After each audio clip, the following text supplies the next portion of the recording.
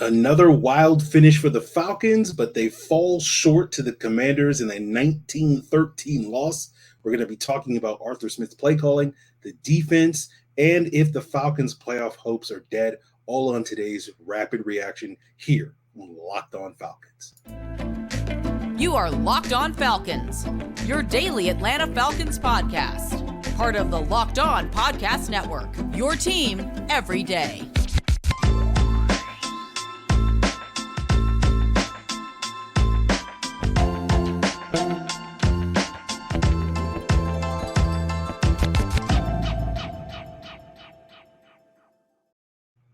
All right, guys, you know me. I'm Aaron Freeman, a.k.a. Mr. Drew, a.k.a. Sirius Black, and a.k.a. your very humble host here of your Locked On Falcons podcast, this illustrious podcast, part of the Locked On Sports Atlanta podcast family, your team every day. And today's episode of Locked On Falcons is brought to you by Prize Picks. Prize Picks is daily fantasy made easy. Pick 2 to 5 players, and if they score more or less than their Prize Picks projection, you can win up to 10 times your money on your entry. First-time users can receive a 100% instant deposit match up to $100 with the promo code Locked On. That's prizepicks.com, promo code Locked On. And guys, we thank you for making Locked On Falcons your first listen each and every day. Of course, it's free and available on a variety of podcast platforms, including Apple, Odyssey, Google, Spotify, and of course on YouTube. Make sure you subscribe to Locked On Falcons on YouTube, and you'll get the video version of the podcast the night before the audio drops. So for those of you guys watching on YouTube, of course, you're seeing me still at my folks' place during the Thanksgiving weekend. And so I apologize because, I'm in a different environment. If the audio is a little wonkier on today's episode than usual, I apologize in advance. But let's sort of kick off this wonky episode by talking about another wonky day for the Falcons and really starting things off with those sort of final 4 minutes of this game that really kind of decided this game. And the Falcons got a chance, got the ball back late, down 19-13. Marcus Mariota makes an incredible play, avoids a sack. His knee touches, but he doesn't get touched down, gets back up. It always seems like Marcus Mariota makes these crazy plays where he falls down and then gets back up. But his knee touches, gets back up. I guess Washington gave up on the play because they thought it was a sack because he hits Olamide Zaccheaus, and he basically sprints untouched, like 20, 30 yards for a 44-yard catch to get the Falcons down to the Commanders' 25-yard line. Then the Falcons go, ground and pound. You dance with the girl that brought you. They run the football 7 straight times. They get the ball down to the 2-yard line. Then they run it on the 7th play. It's a Mariota keeper. They lose 2 yards on that one. And then on 2nd and goal from the 4-yard line, the Falcons decide, we've run the ball just enough at this point in time. Let's throw the ball. And the ball is tipped by Daron Payne. It's picked off in the end zone by Kendall Fuller. And it seems like the game is over. I think there's maybe 1:09 left in the game at that point in time. And you're like, okay, well, Washington just basically needs to run the ball out, get a first down, game's over. Well, of course, Washington runs the ball, but the Falcons defense steps up, gets a stop, force a 3 and out. It's like 44 seconds left. They're punting the ball back. You're thinking, okay, their chances of winning this game are slim, but they still got a chance. They're still alive here. And then, of course, Ade Ogundeji, they go all out for a punt block. Ade Ogundeji winds up running into Commanders punter Tress Way's plant leg. It's a running into the kicker penalty. Washington gets a first down. They kneel the ball. Game's over. Victory formation, all that and more. So the big question, from a lot of folks, coming off the heels of the game was questioning that play call from Arthur Smith in those closing minutes. The decision to throw the football in 2nd and goal rather than running the ball. You're inside the 5. You've been running the ball effectively all game long, and the Falcons chose not to do that. And frankly, from my perspective, I don't really have a problem with the decision to throw the ball, right? Theoretically, on paper, whatever you want to say, right? You have basically on 2nd and goal, it's goal to go, you've got 3 chances. You got 2nd, 3rd, 4th down to score on this. You're going to go for it on 4th down if you get stopped on the next 2 plays. And, with 3 plays, I understand the decision to throw the ball at least early on because you don't want the game, you don't want to run it again, I know some people will disagree with this, but you don't want to run it 2 times and then be forced on 4th and goal at the 2 to put the ball into your quarterback's hand. So if you're going to take a chance at throwing the ball on any one of these 3 plays, that 2nd and goal is probably the correct time to do it. But of course, it's going to lead to second guessing, as all things do. When it comes to these things, when it comes down to, a final play. And, to me, it wasn't really a bad play call. You just, defender got a hand on it, and the other defender was in the right place at the wrong time for the Falcons, but the right time for the Commanders. So frankly, for me, I don't feel compelled, like some other people, to criticize Arthur Smith's play calling, right?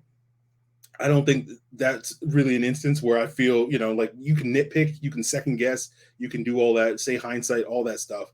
I don't have a problem with it. I don't have a problem with Mariota's throw in that situation or his performance throughout this game. It was a pretty typical Marcus Mariota performance. But, there is a part of me, if I am going to go conspiracy theory, galaxy brain sort of thinking here after the game, part of me does wonder a little bit, does Arthur Smith call that pass because he wants Marcus Mariota to throw the game-winning touchdown and silence all the criticism he's gotten and Mariota's gotten over the last, month or so from his decision to stay loyal to Marcus Mariota. And certainly you can say in this instance, it kind of came back and bit the Falcons in the butt. But then again, part of me kind of wanted them to throw the ball in that situation because I started Drake London in my fantasy football team today for the first time this season.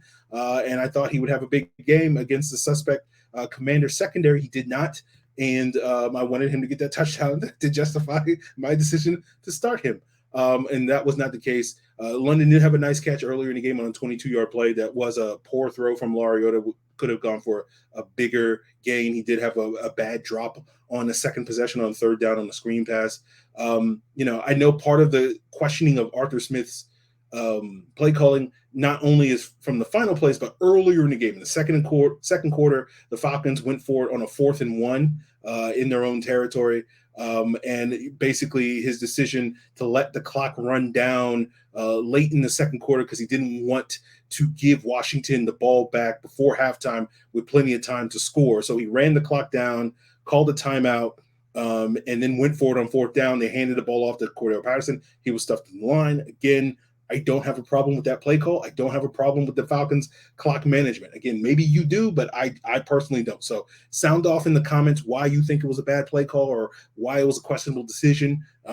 Enlighten me. Tell me why I'm wrong on this situation. But I get it. In this instance,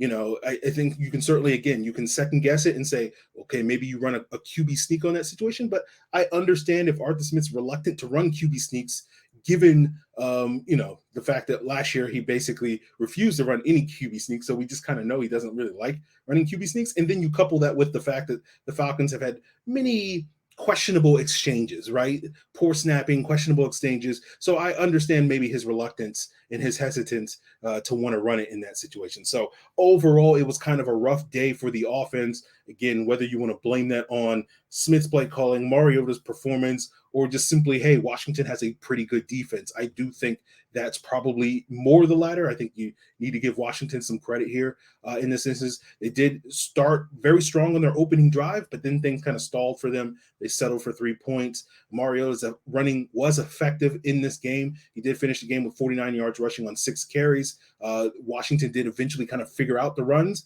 The 6th run that he had was that 2-yard loss when the Falcons were down at the 2 in the final minute. So Washington's defense made the critical adjustment at the critical moment to get that stop. They did get a touchdown on offense. Their lone touchdown was at the beginning of the second quarter on a tight end leak to Michael Pruitt.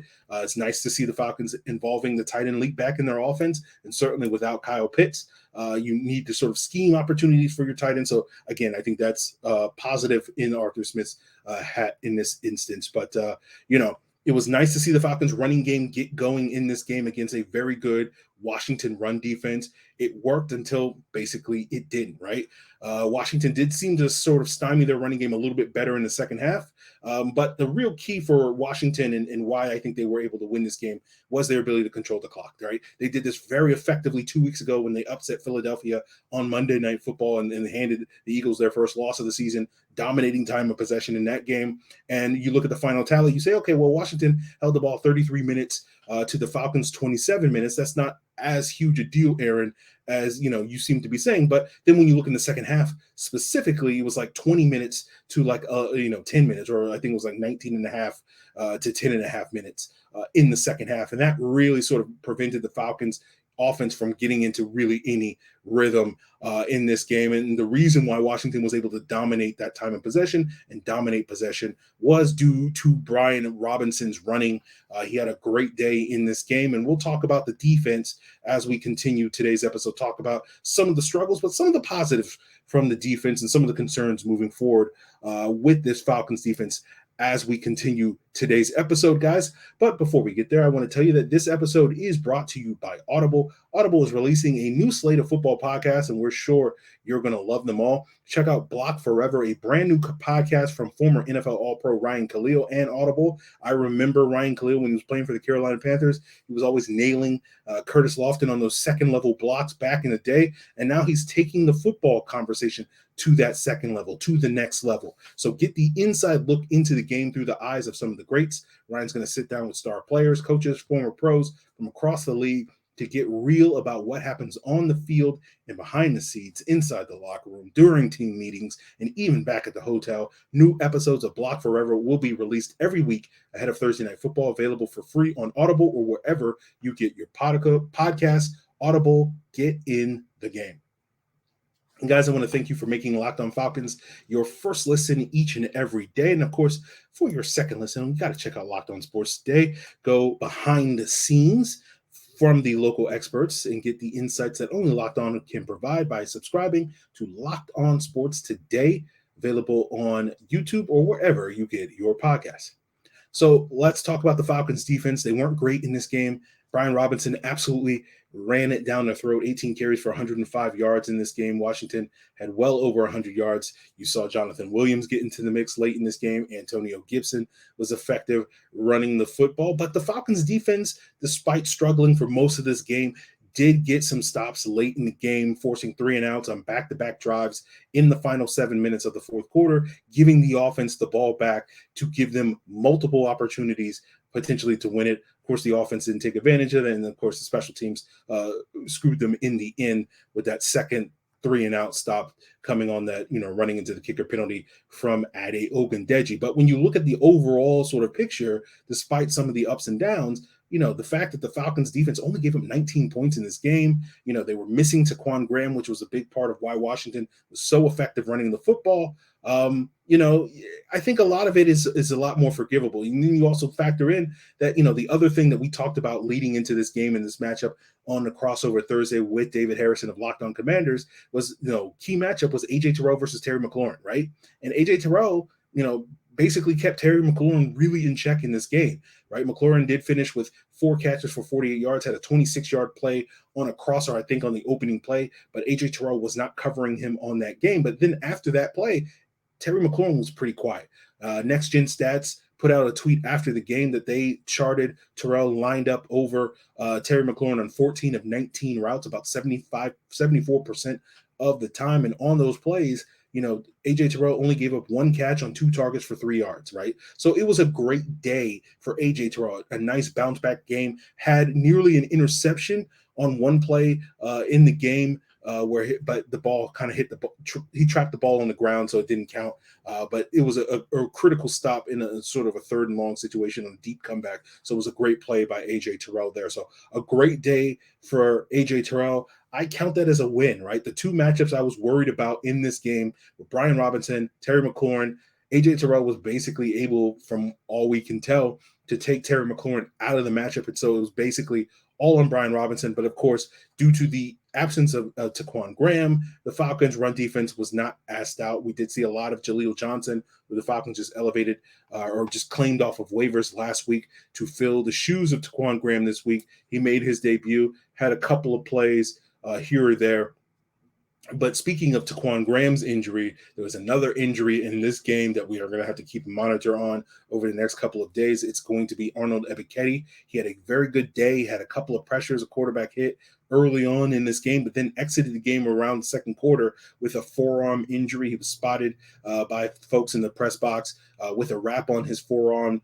after halftime. And so, of course, the concern is going to be, did he break his forearm, right? Now, I would imagine that people would have recognized that he was in a cast rather than a wrap, and that would have been spotted if he had broken his forearm and would have been in a sling of some sorts in that situation. So it does seem like maybe it's a contusion or something like that rather than a broken arm or something like that. So we'll be hopeful, optimistic that this isn't a long-term injury. This isn't ending Arnold Ebiketie's season, because that's what a broken arm would almost certainly do. Or, maybe they could put a cast on it and he could play with a club or something like that. I don't know how it works, but hopefully, this is not a long-term injury for Arnold Ebiketie, because we've talked about Arnold Ebiketie several times this year about the potential that he's coming into zone. He's coming off a pretty good game last week. We talked a little bit about him and the flashes he showed in that all-22 review from last week's win against the Bears, and he had another good day in the first half of this game. So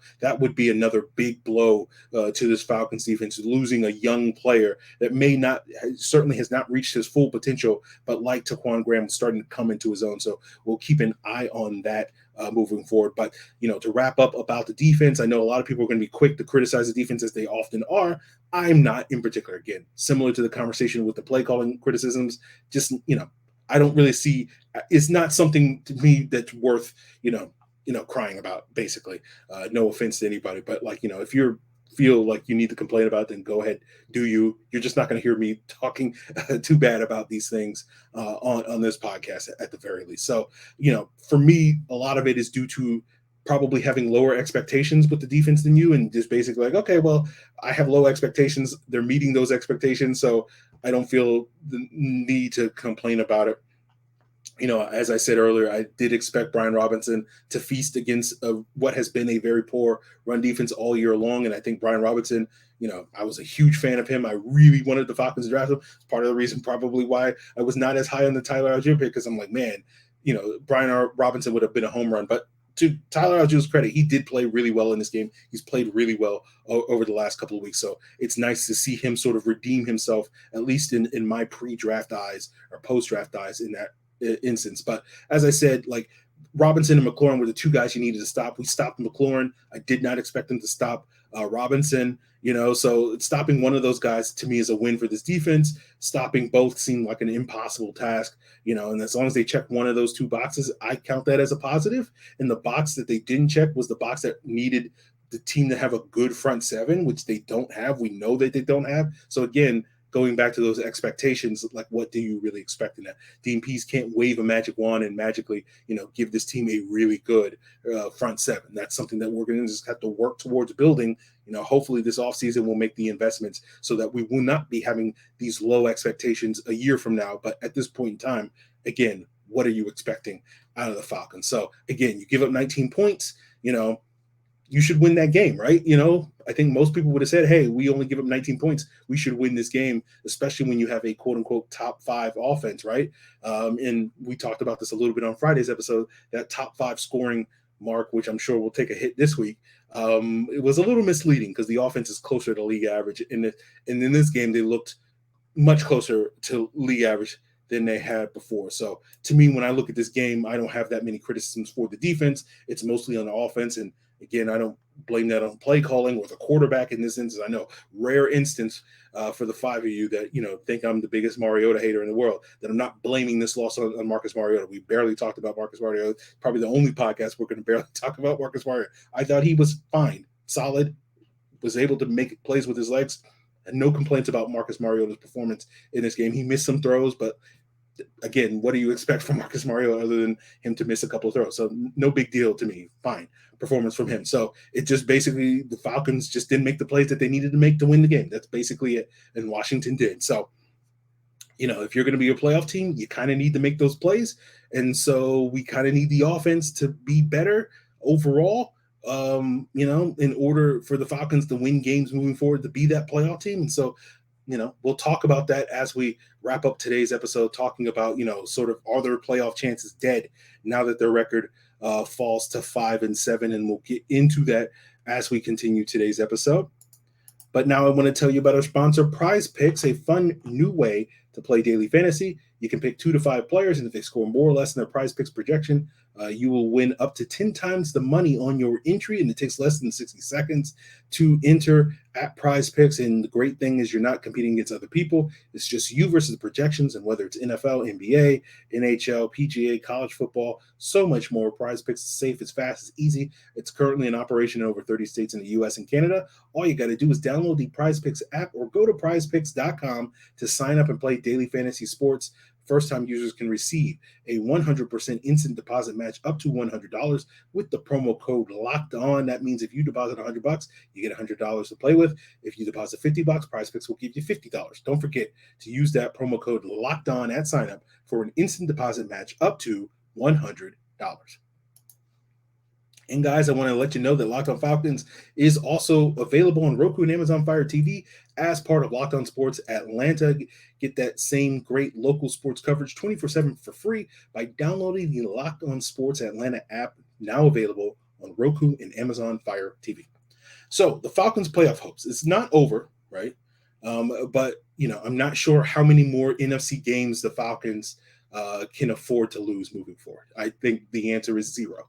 Right now, Tampa Bay did lose to Cleveland today, so Tampa Bay is still in first place at 5-6. But now all the teams in the NFC South, and as I'm recording this, the Saints game is not decided yet against the 49ers. But regardless of how that game winds up, every team in the NFC South is going to be basically within a game of being in first place, and so that includes the Falcons. They still have some control over their destiny, but they're going to have to start winning games, right? And they're going to have to beat the Steelers, right? And that's going to matter, but beating the Steelers is not going to matter as much for the tiebreakers that I'm sure will play a part, as they always do, because they're an AFC team as opposed to an NFC team, because you want to get those conference wins and those divisional wins and all those various things are going to help you in those tiebreakers. I know 538 as of, midway through the 4:00 games, has the Falcons playoff chances at about 16%.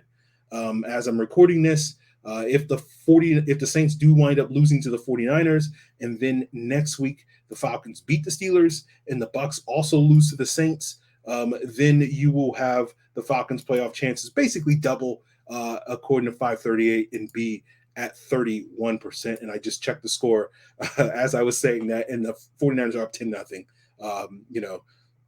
at halftime. So that's a positive sign for the Falcons, but it's kind of 2 must-win games coming up for the Falcons. Pittsburgh before the bye, and then New Orleans after the bye. They have to win these 2 games. If they lose either one of these games, again, they probably won't be mathematically eliminated because the NFC is so terrible that I don't even know if any team is going to get eliminated. Like, I think the Bears could lose their next 3 games and still technically have a chance of making the playoffs going into the final couple of weeks of the season. That's how bad the NFC is. So they're never probably ever at this point in time going to be mathematically eliminated. But to me, at a point, when their odds drop below 10%, that's pretty much when they're done, right? So if they lose next week, you're going to have those odds drop to under 10%, right? I think 538 puts it at like 6% or something like that. Or even, and if they lose, and then I think if the Saints and Bucs win, or no, who knows? Then it's like 2% or something like that. I don't know the numbers. So go play around with their numbers at 538.com, and I'm sure we'll give you guys an update later this week when Football Outsiders puts their numbers out there. But basically, if they lose next week to the Steelers, I think the only chance they would have to make the playoffs is if they ran the table against the Saints, the Ravens, the Cardinals, and the Bucs, and basically 8-9 might still win the NFC South. That's how bad the NFC South is. Right, it probably will win the NFC South if we're being completely honest. But I think 9-8 is really going to give you the best shot. Whether you're the Falcons, the Bucs, the Saints, or the Panthers, all of that is within reach for all of those teams as we continue this season. And so I remember telling people a week ago at the symposiums we do on the Discord. I was talking about the only games I really care about is they got to beat the Bucs, they got to beat the Saints. Every other game, obviously I want them to win, but frankly, my life doesn't depend on it. I'm not going to get mad at the Falcons if they lose to the Steelers or whatever. I'm just like, oh, this Falcons choking again. I'm used to it, guys. I've been a Falcon fan for 30 years. But I do want to see them beat the Saints because they're the Saints, and it's the Dennis Allen Saints. And, he may be a one-and-done coach, and it'll be embarrassing for us to get swept by the Saints. by a one and done coach, basically a coach, like that's embarrassing. Like the Saints will hold that over us at least for the next 12 months. And nobody wants that, right? I don't want that. You don't want that. Nobody wants that. So they got to beat that. They got to win that game. And then they have to beat the Bucs, right? They have to beat Tom Brady, guys. Like how many opportunities we get? Again, Tom Brady may keep playing after the season, now that Gisele's left him, or he'll decide to retire and then try to win her back from, whatever, Brazilian model that she's now dating or whatever, or Antonio Brown. I don't know. You guys probably follow Todd Bowles a little bit more than I do. But, they got to beat Tom Brady, right? And again, he might come back next year, but you don't know that. So you got to get that win in week 18, right? You got to get that win in week 18. We cannot let this season end being with Tom Brady still being undefeated against the Falcons. We cannot let the season end with the Falcons losing twice to the Saints. Every other game, again, obviously I want the Falcons to win, but frankly, like I don't really care about the rest of it. So as long as this team goes 7-10 at the very least and gets those 2 wins, I'm happy. Every other win after that point is gravy, is awesome. We're all going to be rooting for it, etc. But, my life is not going to depend on it, right? My emotional well-being will not depend on the Falcons winning the other games. But I obviously want them to. I want them to keep things moving forward. Let me know sort of what are your must-win sort of situations, right? Are you going to be able to emotionally and psychologically handle a loss to the Steelers, or is it all about the Saints? Is it all about Tom Brady? Let me know in the comments below, guys. Of course, you can hit me up if you have your feedback to anything I had to say on today's episode, anything you disagree or agree with me. Of course, you can hit me up in the comments below here on Locked On Falcons YouTube channel. You can hit me up in the Discord at Locked On Falcons. The link is in the description below. Of course, on Twitter, Facebook, Locked On Falcons is the place to go on those places. And, of course, you can send an email to lockedonfalcons@mail.com. That's MAIL.com. So guys, that's going to do it for us here on this rapid reaction. Another disappointing loss. I'm not emotionally distraught about it. Falcon's going to Falcon, right? Like, what are we doing here, guys? Like, it is what it is.